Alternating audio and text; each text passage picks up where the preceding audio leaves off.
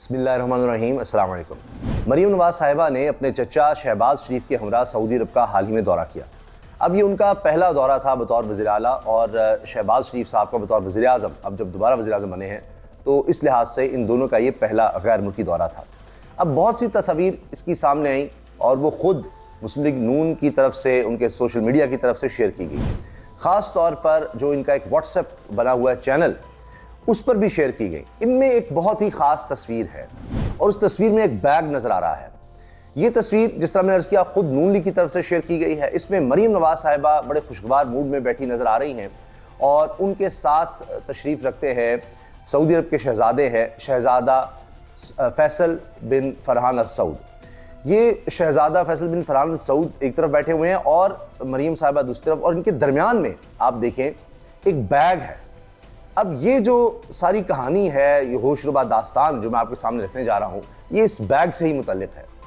और अब आपने इस तस्वीर को और इस बैग को जहन में रखना है। इसका बार बार तज़किरा आएगा, बार बार इसके बारे में हम बात करेंगे, लेकिन बात सारी होगी जो खुद मुस्लिम लीग नून की तरफ से तस्वीर शेयर की गई है उनके हवाले से। अब मरीम नवाज़ साहिबा किस तरह जा रही हैं, वहाँ किस तरह पहुँची हैं, फिर इनके वहाँ पर यानी ठहरने के हवाले से, हत्ता के मदीना शरीफ में फिर आ रहे हैं, जा रहे हैं, वहाँ पर इस तरह उम्रे की अदायगी भी की है। तो इस दौरान में मुलाकातों में अभी ये जो तस्वीर है, ये नज़र आता है कि उस मुलाकात के जिसमें शहबाज शरीफ साहब भी मौजूद हैं और वो सऊदी अरब के वली अहद मोहम्मद बिन सलमान से मुलाकात कर रहे हैं, बैठे हुए हैं, और उसी मुलाकात में मरीम नवाज़ साहिबा भी हैं। अच्छा, इसमें इसहाक डार भी हैं, अता तारड़ भी हैं, दीगर ज़ाहिर है काफ़ी लोग गए हुए थे, काफ़ी लोग गए थे इसमें। और फिर जब ये लोग एक दूसरी जगह जा रहे थे या उम्रा कर रहे हैं तो पूरी सिक्योरिटी इनको फराम की गई थी। तो ज़ाहिर है कि सरकारी अहदेदार भी उनमें हैं, वैसे भी सरकारी अहदेदार के अलावा जो करीबी लोग होंगे वो भी इनमें शामिल होंगे। अब जनाब, बात यह है कि ये सारी चीज़ें हाईलाइट होना शुरू हो गई। उस वक्त भी इन्होंने खुद शेयर की, लेकिन अब मामला ये हुआ है कि जो जियो न्यूज़ के प्रोग्राम में अज़मा बुखारी साहिबा ने जो बात की है वो मैं आपको सुना भी देता हूँ, जो बहुत वायरल हुई, जिस पर बहुत ज़्यादा डिस्कशन हुई।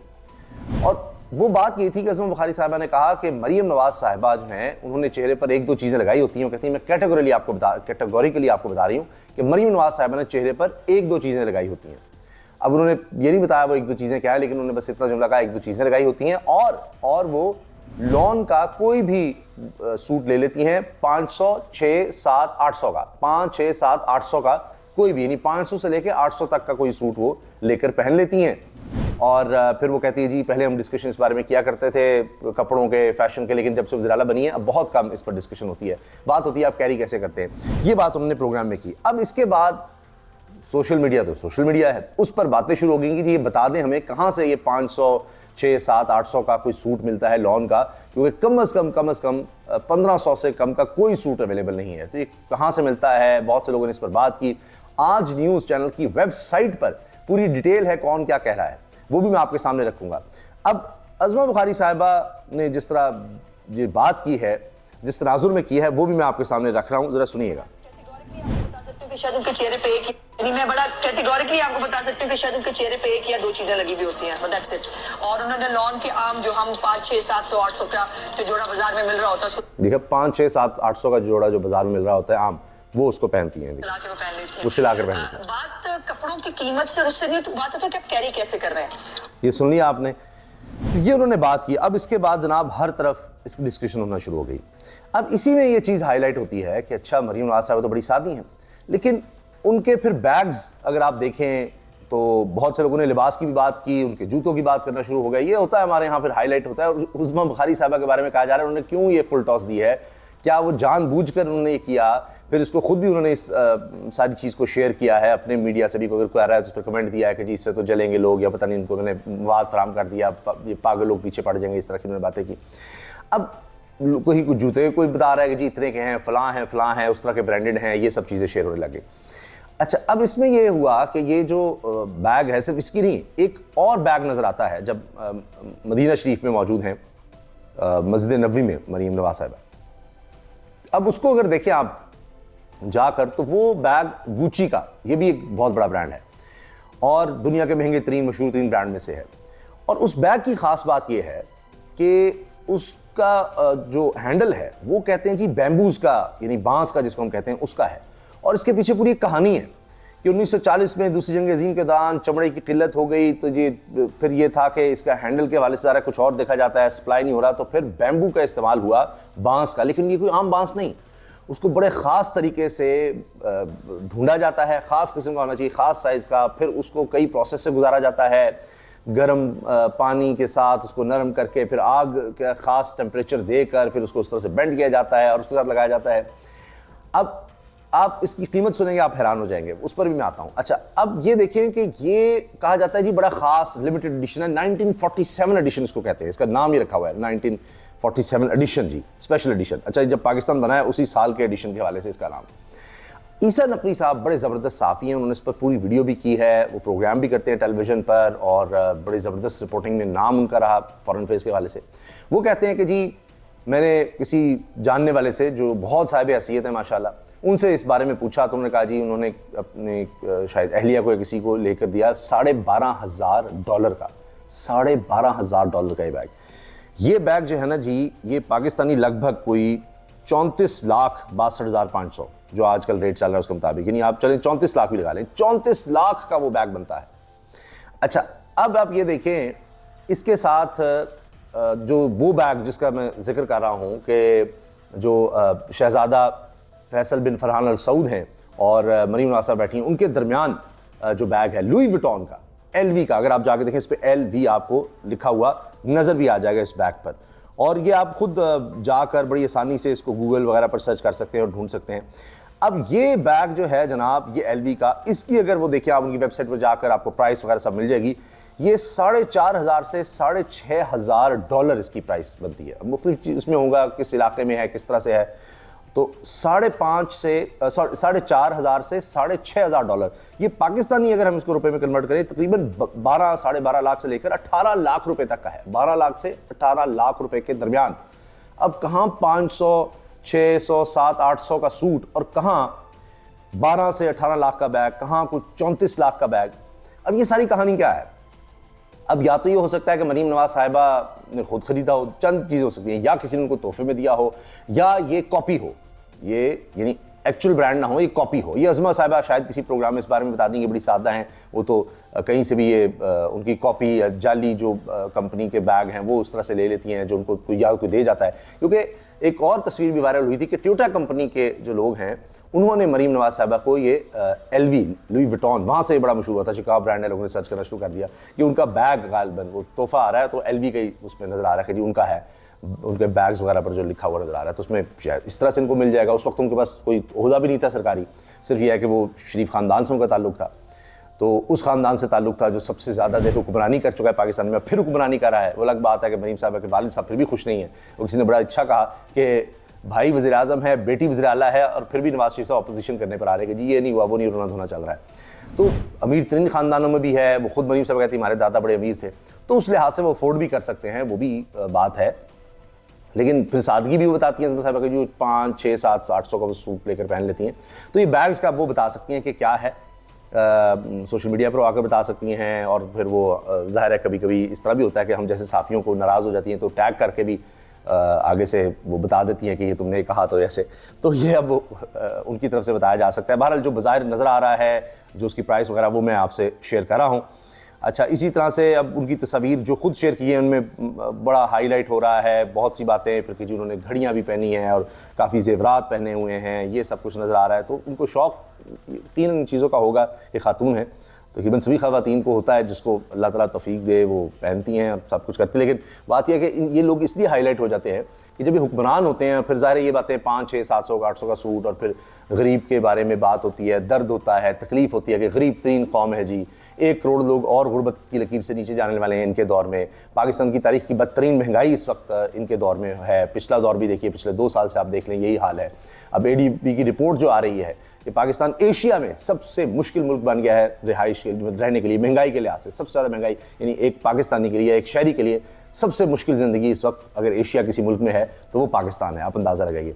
आपके टीम जा रही है IMF से मांगने, रकम मांगने, और ख़ुद इनके चचा फरमाते हैं कि वज़ीर आज़म हैं और कहते हैं जी चाय के जो पैसे हैं वो भी कर्ज से लेते हैं। प्राइम मिनिस्टर हाउस में जो चाय मिलती है वो भी कर्ज से मिलती है, कर्ज के पैसे से हम लेते हैं, लेकिन उन्होंने बड़े इशारे दिए हैं, बड़ा लेविश। उसके बावजूद उनकी ज़िंदगी, अभी मरीम साहबा मरी गई तो कुछ 17 गाड़ियों का प्रोटोकॉल था और वहाँ पर भी लोगों को बुला लिया कि यहीं पर आ जाओ, कि हम मरी में ही हैं, वालिद साहब भी मरी में, वहीं पर आ जाओ, वो जो भी जिन लोगों को बुलाना था तनाज़ुर में। तो इससे आप अंदाज़ा लगाइए कि वो एक फ़र्क नज़र आता है। बहरहाल ये गए हैं, इससे पहले इनके ताहिफ़ भी बड़े मशहूर थे, तोशा खाना वगैरह के। अब पता नहीं वो हाईलाइट होगा, लेंगे नहीं लेंगे, कि बड़ा मसला बना हुआ है।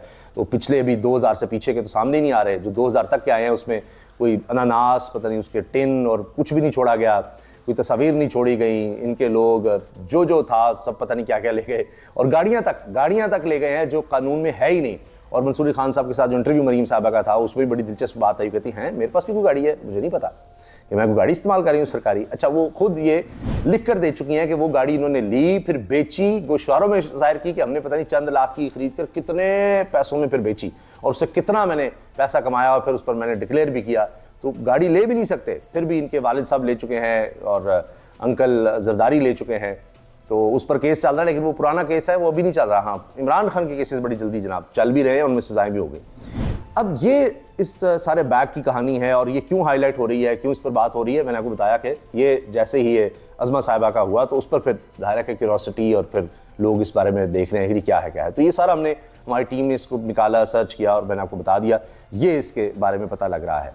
बाकी मरीम साहिबा जब से वज़ीर आला बनी हैं, बड़ा उनका अजीबोगरीब अंदाज़ रहा है। शुरू में खुद मीडिया में बहुत ज़्यादा, हर जगह जा रही है, कैमरे, ये हो रहा है, वो हो रहा है। आज आपकी वज़ीर आला ने ये किया, आज आपकी वज़ीर आला ने ये किया, आज फलां तारीख है, आज वज़ीर आला ने क्या किया, जानना आपका हक, बताना हमारा फ़र्ज़। तो उसमें कई दफ़ा ये बातें भी आई हैं कि वो किसी ने कहा जी बड़ी मज़क्काखेज़ है कि मिसाल के तौर पर आज के उनके ये काम 1 2 3 4 5 जो भी, उनमें आज दुआ करवाई फ़लाँ काम की, आज फ़लाँ इजलास में शिरकत की, आज उन्होंने फ़लाँ मीटिंग बुलाई थी उसमें ये किया, आज वो फ़लाँ जगह तशरीफ़ ले गई, ये काम थे। यकीन करें ये भी हुआ है, दुआ करवाई, इजलास बुलाया, ये किया, फ़लाँ किया, बस इस तरह से।